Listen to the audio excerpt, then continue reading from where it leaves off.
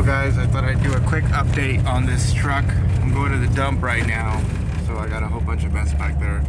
You know, I have dropped thousands and thousands of dollars into this truck in parts and the headache with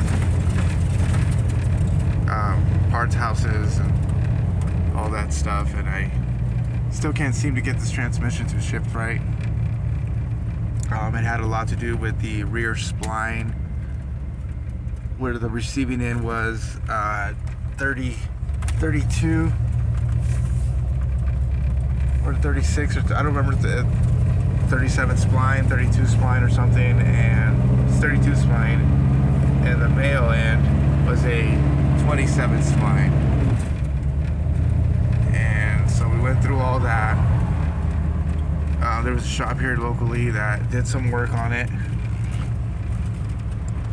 and $3,000 later they got it. They figured out that that's what the issue was, and that's why it wasn't shifting. And now, you know, they sort of Mickey Moused it back together, you know, between the fluids and them claiming they had to rebuild the transfer case and switch out this and switch out that. Basically they had to take two and make one that would work, and it was just, what a headache, what a nightmare.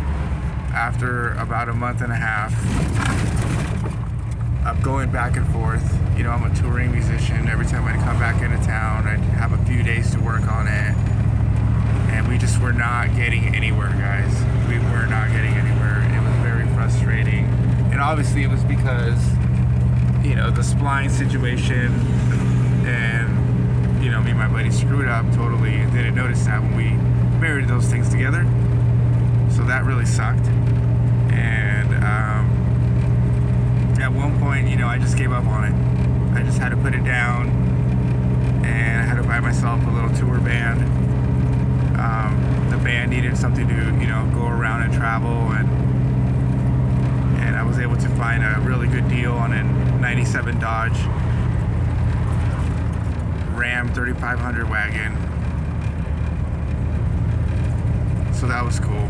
But yeah, so these guys were telling me something to do with the, you know, the modification of the, you know, the lockdown solenoid, something to do with the solenoids and the way it shifts. Basically, after over like basically almost $10,000 in parts at Summit, you know, paying my buddy the $3,000 from the shop. I mean, all the parts that we went over and over and over and through, and, you know, at one point just gave up on it. And after that amount of money, I just said, that's it. I had to put it down, get that van, and I'm over it. I was over it. So this is the first time I have gotten back to this. It's been, you know, a couple months, and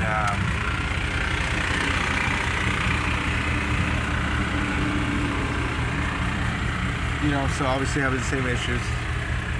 I'm not sure if I want to take it to a shop, or if maybe, obviously, a friend or somebody could help me out. I mean, at this point, I'm willing to do whatever it takes to just get this thing to just shift properly. I didn't do my research and thought that the 700 R4 was going to be an easy voltage, just like the Turbo 400 was, but it certainly was not. And that is because of the splines on the male and female situation, where the rear transfer case meets the rear of the transmissions. I'm sorry, where the rear transmission meets the transfer case. So anyways, really cool truck. I really like it. You know, it's a Chevy. I've had it forever. I just really sucks. I feel like at that point I should have just bought the transmission, took it to a shop, and just had them do it. You know. And unfortunately, live and learn. That's how it is. Anyways, guys, if anybody can shoot out some pointers, some comments. I know everybody likes to have their 2 cents in. I really always appreciate that from everybody.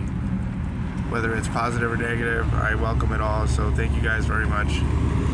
Hopefully this Suburban cool square body can one day be tip-top, because that's what I'm looking to do and get it towards. Alright guys, thank you very much, and have a good day.